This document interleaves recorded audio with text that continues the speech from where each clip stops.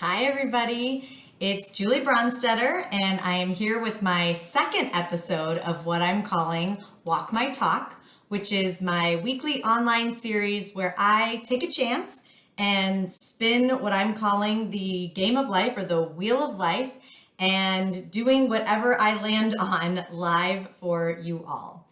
And I'm doing this because as a coach, I am constantly encouraging my clients to push their comfort zone by 10% and do things that feel just slightly out of reach. And I want to show you all that I'm pushing my comfort zone every single day and walking my talk the same way I am encouraging my clients to do.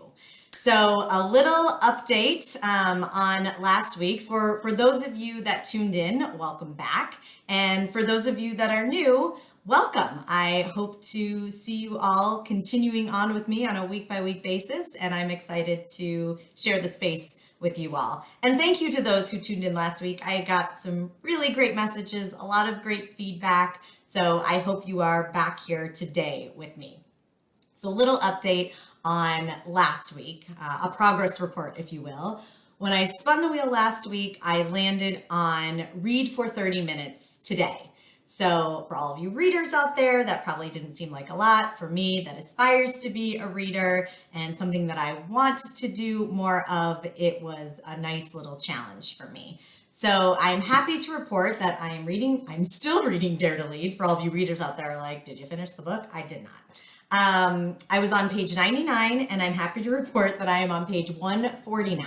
So 50 pages for me in a week is actually pretty nice progress. So I read for 30 minutes last Monday, and then I even found 10 or 15 minutes a few days throughout the course of the week to read a few pages as well.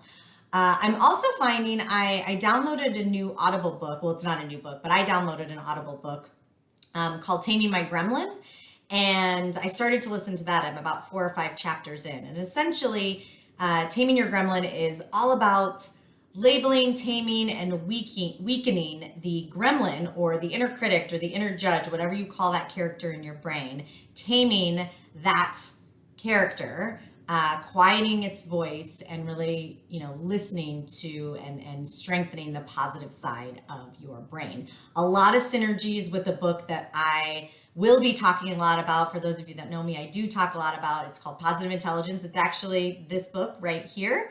I talk a lot about this book. I actually run a group experience program, a group coaching program based on the book Positive Intelligence. So this has a lot of nice synergies. And I'm finding that I much prefer to listen to nonfiction books, and I prefer reading fiction books. So I'll ask you all that question. What are your preferences as it relates to, reading a tangible book versus listening?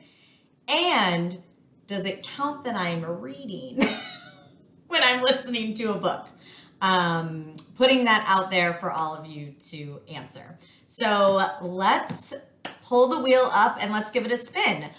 Couple things. One, I do not have Green Bay Packer colors on the wheel anymore. Thank God. It is a much more Julie palette, if you will. And last week I had 16 items on the wheel. I've added a few. I'm up to, I think, 24 or 25. I will never remove one. I will always continue adding. Although I have decided that if I land on the same one with all of you, that is something that I will commit to doing, but I will spin it again to see how else I can be pushing my comfort zone. One addition that I did add, I didn't get 15 comments about it last week like I had asked for or said I would if I added it, but I did add Dance Like No One's Watching for 60 seconds. For those of you that did not tune in or who are new, that was on a previous wheel that I had, and I decided that going live in front of you all, that would be pushing my comfort zone about 50% versus 10%.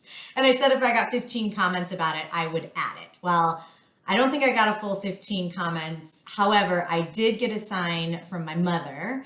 My mother passed away, unfortunately, at the very beginning of the pandemic last March, not from COVID. She passed from metastatic breast cancer that metastasized into her liver. It went very, very, very quickly. And For those of you that know me well, my mother is my person. She is my best friend, my champion, my cheerleader, my soulmate, everything in between. And so when I get a sign from her, you know, I got to do it. So much so that when I got the sign, I actually played her favorite song, which is Jump by the Pointer Sisters. And I danced like no one was watching for that whole song, which is about 4.5 minutes. I was like drenched in sweat by the end, but I had so much fun. So if on the off chance, on the 1 out of 24 or 1 out of 25 chance that I have in landing on that, y'all might be listening to a little bit of the Pointer Sisters with me this morning or this afternoon, whatever time you are watching this. So I am going to share my screen, pull up my wheel. Let's make it bigger. And here we go. I'm a little nervous. Let's spin it and see what we get.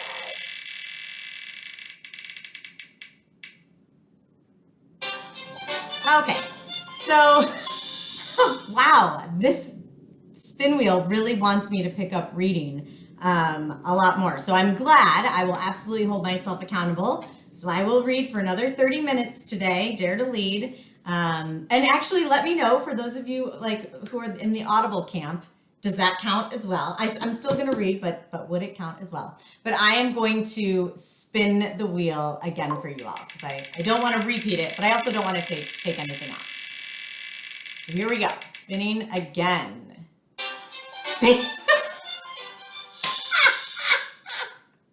Okay. So there is a story behind this. Bake the freaking sourdough bread. I have, oh my gosh. Jennifer Bills, if you are watching, or Bumper Carol, please tell your wife to watch this video. I went over to some friend's house, socially distanced outside about a month ago. And I was talking about how my new passion is baking bread. And she's like, oh my gosh, me too. Well, me baking bread is like banana nut bread, or like I attempted some, you know, white bread and rolls that like came out nice. Well, this woman is like a baker, and she jumped on the sourdough bread bandwagon. And I'm like, oh, I really wanted to. And she's like, oh my gosh, I'm going to give you a starter kit, and like, here's how you feed it, and here's all the things. And I'm like, oh God, I'm really overwhelmed.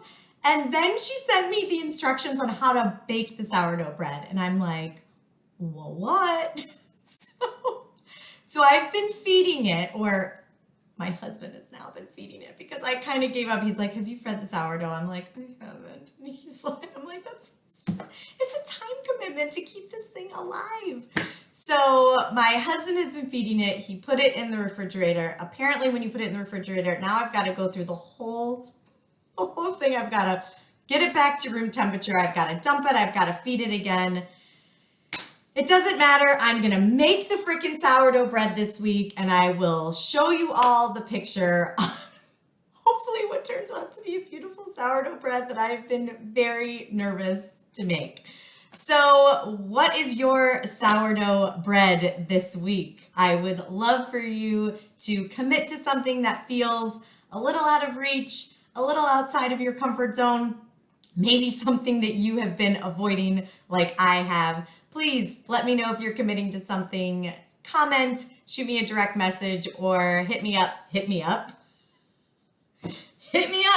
my email address, which is julie@jbronstedtercoaching.com. And I am committing, while I'm not live streaming because I don't quite know how to do that yet on LinkedIn, I have committed to what the late night talk shows do, where it's like a live taping. So no editing. It's a one-time shot for me. So that's all staying in here. I hope you all enjoyed this week's Walk My Talk. I will be reading for 30 minutes today, and I apparently am going to be, not apparently, I am making some sourdough bread this week. I can't wait to report back next week, and I hope to see you all then. In the meantime, I look forward to staying connected via LinkedIn and Facebook. Until next time, bye-bye.